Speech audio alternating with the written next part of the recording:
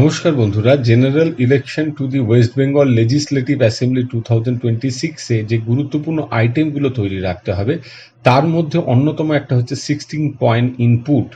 এর মধ্যে কোন কোন ইনফরমেশনগুলো থাকবে মোটামুটি একটা আইডিয়া এই রোতে রয়েছে। অন্যান্য বার যে 16 পয়েন্ট ইনপুটের ফর্মটা থাকে, যেটা অ্যানেক্সার 15 চ্যাপ্টার 9 প্যারা 10-এ, এটা basically format for presiding officers additional report to be submitted to constituency observer /RO, তার কাছে যেটা সাবমিট করতে হয়। এবছর দুটো নতুন পয়েন্ট জুড়েছে, যেটা ওই আগের শিট যেটা আমি আপনাদের দেখালাম এই শিটটা থেকে বোঝা যাচ্ছে। একটা হচ্ছে assembly constituency number and name, এই পয়েন্টটা আগের বারগুলোতে ছিল না। আর আরেকটা হচ্ছে time of closure of poll, এই পয়েন্টটাও আগের বারগুলোতে ছিল না। মোটামুটি আগের বারের যে 16টা ছিল আর এইবারের যে দুটোই মোট 18টা হচ্ছে।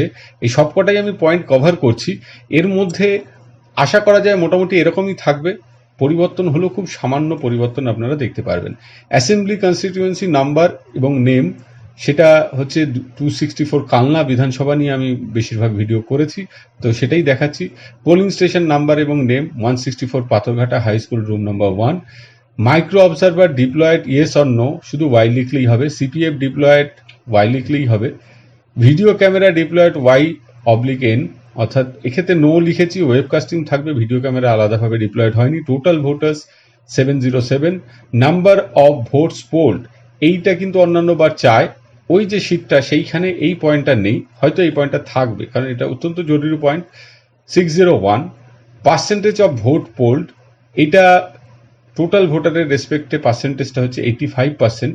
এই পয়েন্টটা থাকতেও পারে, নাও থাকতে পারে, বাকি সব পয়েন্টগুলি মোটামুটি থাকবে। টোটাল নাম্বার অফ ক্যান্ডিডেটস 07, এই বিধানসভার ক্ষেত্রে 07 candidate. Number of candidate represented by polling agents, এটা ভোটের দিন নির্ভর করছে কতজন পোলিং এজেন্ট আসছে, আমি কাল্পনিকভাবে ধরেছি এটা 3 জন আসবেন। Number of voters who voted using documents other than epic, এটা 17 রেজিস্টারে সেকেন্ড পোলিং অফিসার যে ডকুমেন্টগুলো পাবেন এপিক নিয়ে বেশিরভাগ আসবেন। যারা এপিক নিয়ে আসবেন না তাদের শেষ 4টে ডিজিট নোট করতে হয়, আমি এর আগে 17 রেজিস্টারে যে ভিডিও সেখানে দেখিয়েছিলাম। তো যতজন ওই 17 রেজিস্টারে নন এপিক ভোটার থাকবে সেই সংখ্যাটা এখানে দিতে হবে। Whether mock poll done in presence of agents yes no, প্রেজেন্সেই হবে, এজেন্টরা থাকছেন সেই সময়ই আপনি করবেন। যদি এজেন্টরা উপস্থিত না হয়ে থাকেন সেই সময়ের মধ্যে, সেক্ষেত্রে কেবলমাত্র নো হবে। ওয়েদার মকপোল ক্লিয়ার ইয়েস/নো, এটা ইয়েস হতেই হবে। মকপোল যদি আপনি ক্লিয়ার না করেন তাহলে ভোট কিন্তু করা যাবে না, এটা অত্যন্ত গুরুত্বপূর্ণ পয়েন্ট, এটা ইয়েস হতেই হবে। Weather machine closed and seal properly in presence of agents, এটা বেশিরভাগ ক্ষেত্রেই ইয়েস হবে যদি পোলিং এজেন্টরা এসে থাকে। 7টার সময় ভোট শুরু করতে হবে, সে অনুযায়ী তাদের নির্ধারিত সময় আসতে বলবেন, 6টার সময় চলে আসতে বলবেন। তারা যদি না আসে আপনি 6:30 অবধি বা 6:45 অবধি দেখতে পারেন ম্যাক্সিমাম, তারপর কিন্তু আপনাকে সিলিং করতে হবে।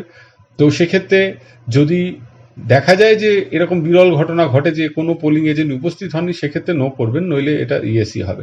Whether 17C given to polling agents after obtaining their signature, yes, 17C-তে পোলিং এজেন্টের সিগনেচার নেবেন।